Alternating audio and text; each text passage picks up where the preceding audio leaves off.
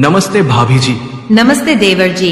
भाभी जी संतोष डीजे सेवराहा बाजार का आए हैं।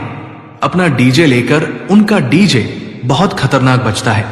चलिए भाभी जी उनका डीजे का आवाज सुनने। हाँ देवर जी, चलिए उनका डीजे पर डांस करते हैं।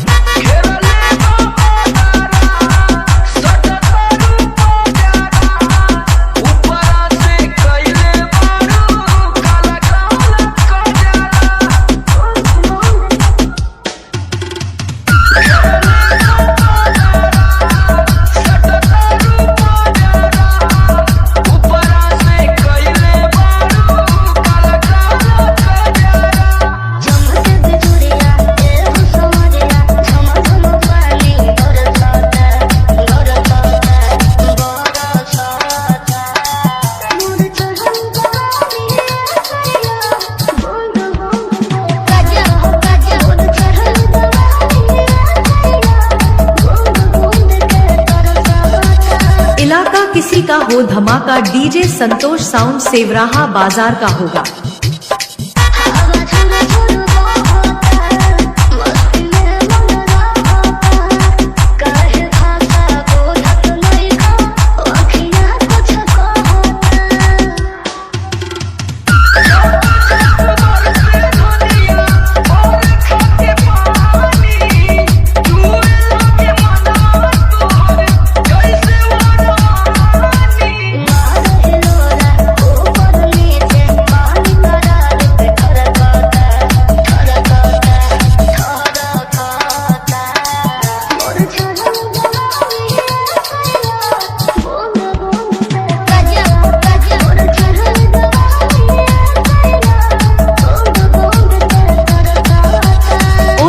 Power bass DJ Santosh sound Sevraha बाजार। डीजे बुकिंग करने के लिए संपर्क करें।